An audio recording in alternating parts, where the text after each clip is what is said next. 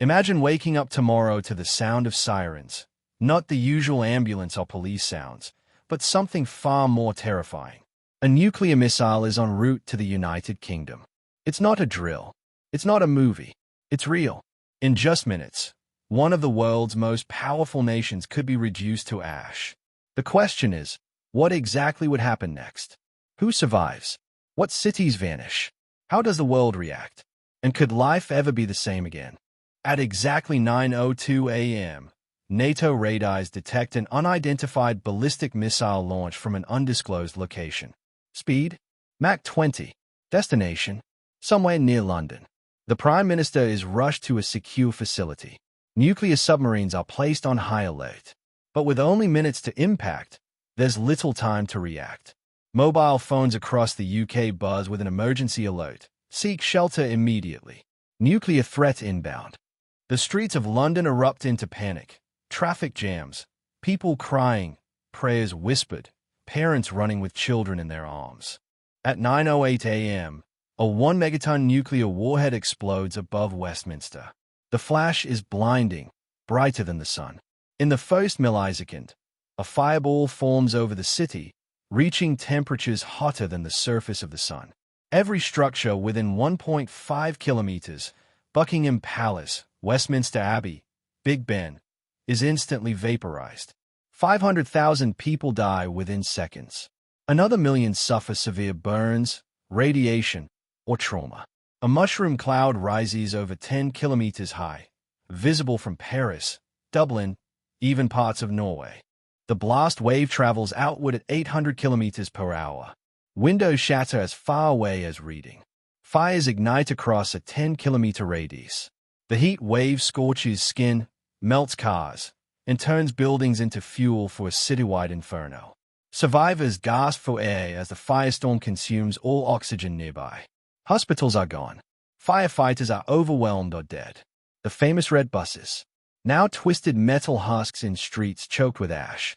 The city, once bustling with life, now glows with a sickening orange hellfire. As the smoke rises, radioactive particles begin to fall, the deadly phenomenon known as fallout. Driven by the wind, it travels east and south. Essex, Kent, and even parts of France are now exposed to lethal radiation. People who thought they had survived begin vomiting within hours. Hair falls out, skin blackens, and the death toll keeps climbing, silently. Fallout shelters, if they exist, fill rapidly. But for most, there is nowhere to hide. Supermarkets are raided. Roads are gridlocked. Water supplies are tainted. The UK government relocates to underground bunkers beneath Wiltshire. Parliament is destroyed. The BBC is off air. Only pre-recorded emergency messages loop on radio. Remain calm. Shelter in place. Help is coming. But for most, help never arrives. The royal family is evacuated. But the people? Left behind. The military imposes martial law. Drones patrol the skies. Curfews are enforced. But the nation is broken. Communication is nearly impossible. The world holds its breath. NATO initiates emergency protocol. The US scrambles bombers. Russia denies involvement. China calls for peace. Markets crash globally. Flights are grounded. World leaders prepare for the worst. Is this the start of World War III? Or a lone rogue actor trying to provoke chaos?